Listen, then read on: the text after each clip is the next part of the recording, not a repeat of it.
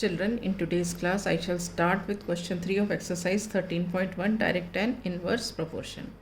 The third part of the question is, if one part of red pigment requires 75 ml of base, how much red pigment should we mix with 1800 ml of base? मतलब क्या है, दिया है 1 part जो red pigment था उसके लिए 75 ml base की ज़रूरत होती है. तो हम कितना रेड पिगमेंट यूज़ करें जिससे 800 ml बेस यूज़ हो. ठीक है, तो हम लिखेंगे let the number of parts of red pigment used be x when number of parts of base mixed is 1800. ठीक है, हमने ये एज्यूम किया है कि number of parts of red pigment के x होंगे जबकि number of parts of base mixed with this red pigment is 1800 ml. This is given here. Okay, also what is given that 1 part of red pigment requires 75 ml of base. Also 1 part of red pigment requires 75 ml base. ठीक है, अब इसको अब देखो, एक part red pigment के लिए 75 ml base use हुआ था, या हम उल्टा बोल सकते हैं 75 ml बेस के लिए हमारे पास 1 पार्ट रेड पिगमेंट है. तो अगर हमारे पास 800 ml बेस होगा तो उसके लिए number of parts of red pigment ज़्यादा होंगे. इसका मतलब क्वांटिटी ऑफ बेस जब इंक्रीज़ हुई तो number of parts of red pigment भी इंक्रीज़ हो जाएंगे. तो इसका मतलब क्या है, ये क्वेश्चन है डायरेक्ट प्रोपोर्शन का. ठीक है, तो हम उसको सॉल्व करेंगे using the formula. So since the two quantities vary directly. कौन सी दो क्वांटिटीज?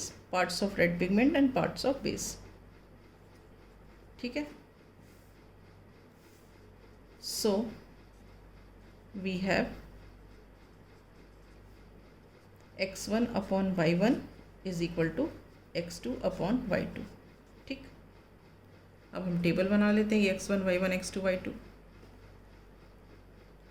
तो हम यहाँ पे क्या लिखते हैं, parts of red pigment and parts of base. ठीक है, पार्ट्स ऑफ रेड पिगमेंट 1 है तो पार्ट ऑफ बेस कितना है, 75 है.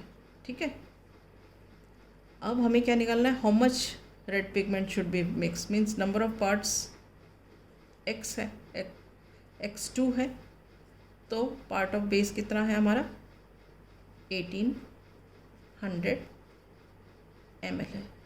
ठीक है,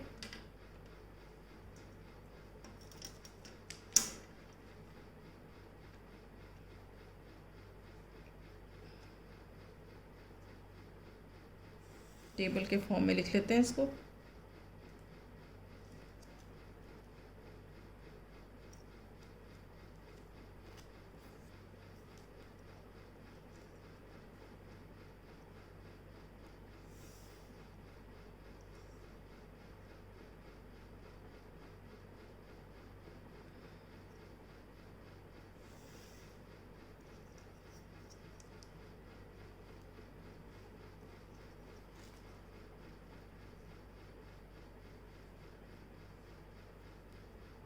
ठीक है,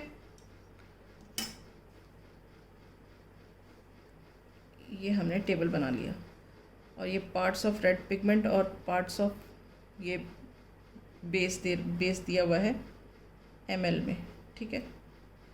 so what we have, this is x1, this is y1, this is x2 and this is y2। ये हम ml यहाँ नहीं लिखेंगे, हमने ml जब यहाँ लिख दिया तो यहाँ नहीं लिखते हैं। So we have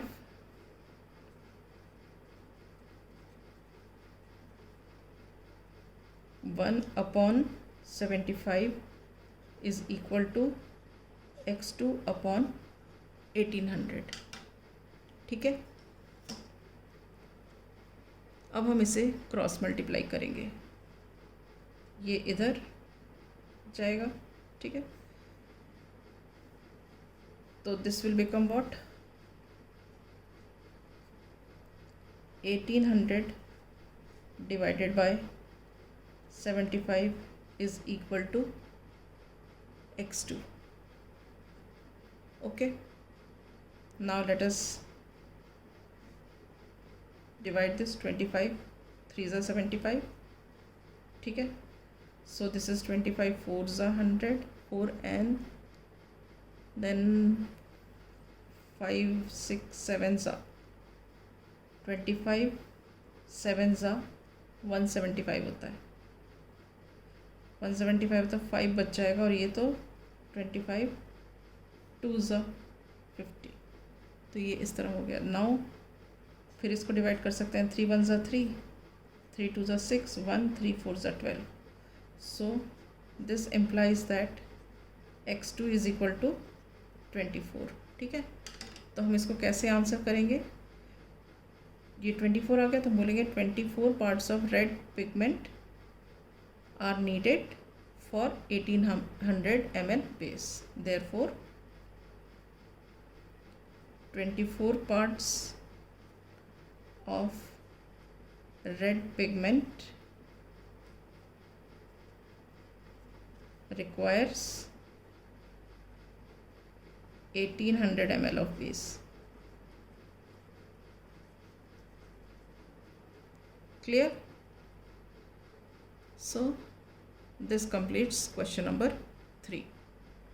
Next class we shall do question number 4.